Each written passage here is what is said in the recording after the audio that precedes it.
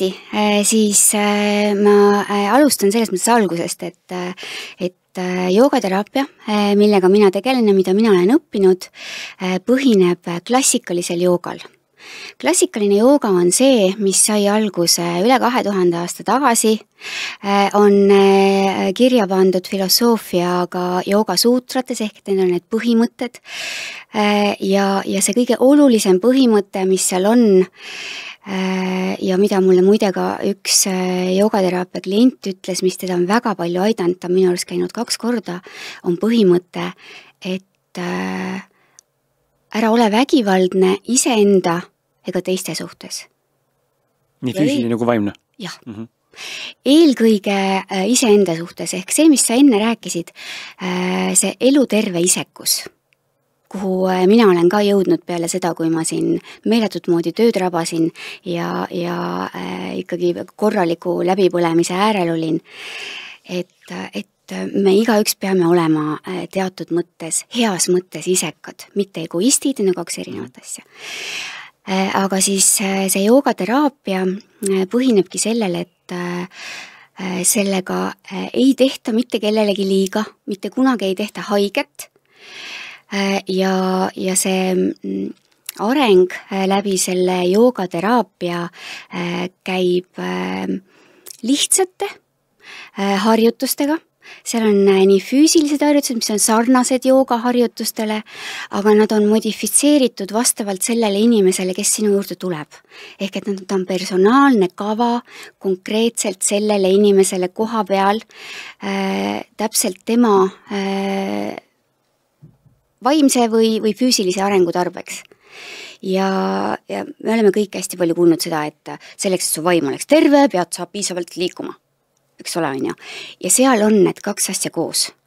Et see liikumine näiteks koos hingamisega, et jooga tähendab kindlasti, et liikumine on kontrollitud koos hingamisega ja siis ta mõjub rohkem ja ta toob su kohale. Ehk et sa tegeled korraga konkreetse asjaga. Su pea läheb tühjaks, sul ei ole mingeid muresid, sul ei ole mingeid rõõme, mitte midagi, sa oled kohal, tegeled selle asjaga, millega sa päriselt tegeled. Ja rääkides erinevatest stiilidest, jah, tänapäeva lääne ühiskonnas joogastiile on väga palju, aga nad on kõik välja kasvanud sellest samast klassikalisest joogast. Ja nad on elemendid. Kundalini jooga, mis tegelikult klassikalises joogas tähendab hoopis midagi muud, kui see, mis räägitakse tänapäeva, eks ole, selles joogatunnis.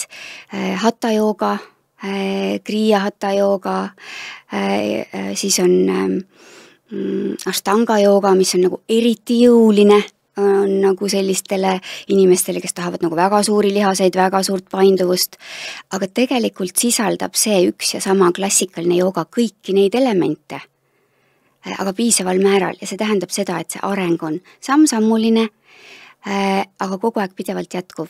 Võib juhtuda, et sa kukud sealt tagasi, aga sa ikkagi lähed jälle edasi. Ja mis eristab nagu ka minu coachingut teistest coachidest on see, et ma jälgin seal tegelikult seda sama jooga põhimõtet, mis on ühtlasi ka tegelikult kirja pandud sellesse samasse juhtimiscoachingusse, nendesse põhimõtetesse, et sa oled inimesega täpselt samal tasandil, ehk et samas kohas, kus on tema. Mitte ei ütle, mina tean, sina teed nii. Või ei lähe sellesse vanema ja lapse suhtesse. Et sa mõistad, toetad ja oled hinnangu vaba. Pigem toetad positiivsusega kui sellega, et oi, see on nüüd praegu valesti. Et näiteks näidatakse mulle üks harjutus ette teisel kohtumisel, et näed, et mulle meeldib niimoodi ennast venitada, et mulle tundub, et see on mu seljale hea. Jaa, kindlasti on see hea harjutus, aga vaata, see on veel parem siis, kui sa hoiad oma selga sirge. Et nagu see põhimõte, et kui sa tabad ära, mis on su selgroog, sisimas saad aru, et kui ma praegu palun teid, et tõuske püsti, pange tallad maha, seiske sirgelt, ja mitte nina püsti, vaid pigem nii, et sinu kael on sinu lülisamba pikendus, siis sa tunned, et sul kohe tuleb selline enesekindlus, on ju. Ja see täpselt see füüsiline läheb tegelikult edasi sinu vaimseks enesekindluseks. Nii et läbi keha me saame mõjutada oma vaimset vormi väga-väga palju. Ja see toimib ka vastupidi. Hästi lihtne näide on see, et kui me räägime naeratusest, eks ju. Isegi see fake naeratus. Aju ei tee vahet. Aju tunneb, et sul enamus lihaseid on lõdvestunud, kui sa naeratad, on ju. Sest kui sa oled kuri ja sa oled pinges, järelikult on paha olla, on ju. Ja siis saab seda heas mõttes nagu ära kasutada, et see hea nagu suurendab head samamoodi nagu vastupidi. Ja joogateraapia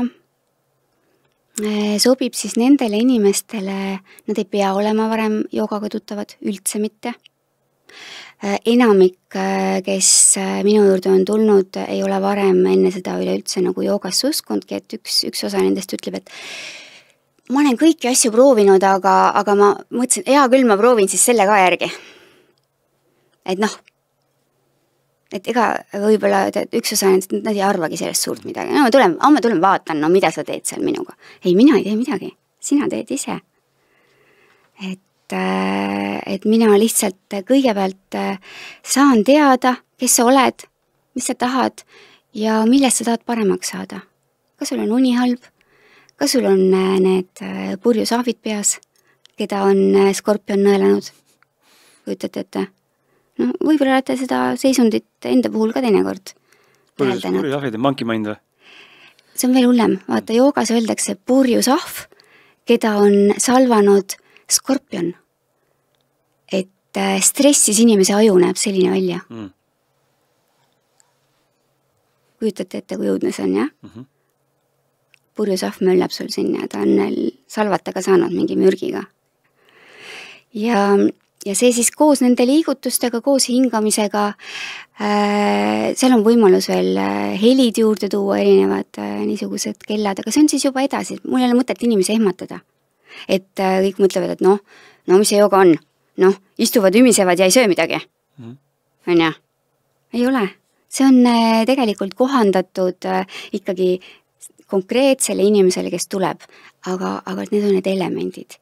Ma tean neid sanskriti keeles öeldakse, on siis see samastiti, eks ole, et see õige asend joogas, aga see on nendele inimestele, kes on lapsest saadik seda õppinud, eks? Meie ei ole. Meie saame sealt võtta ainult neid samu abivahendeid ja tehnikaid. Kuidas rahuneda, kuidas tulla praegusesse hetke ja siis hakata iseendaga tegelema. Et mul on ka inimesi, kes käivad, kes on tulnud coachingusse ja on lihtsalt huvi pärast öeldud, kuule, et ma olen mõeld selle jooga peale, aga ma tulen sulle joogatundi ka. Tee mulle personaalne joogatund.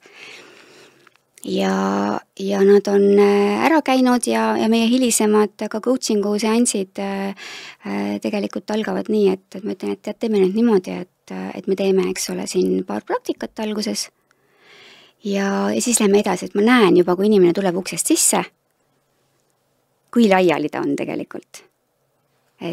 Sest ma olen kogenud ka seda, et kui see seanss toimub sellise laiali inimesega, et ma olen hea kuulaja, jaa. Aga see ei anna talle mitte midagi, kui ta ainult räägib, sest ta ei mõtle ise läbi seda, mida ta räägib. Ta ei jõua. Ahv on purjus.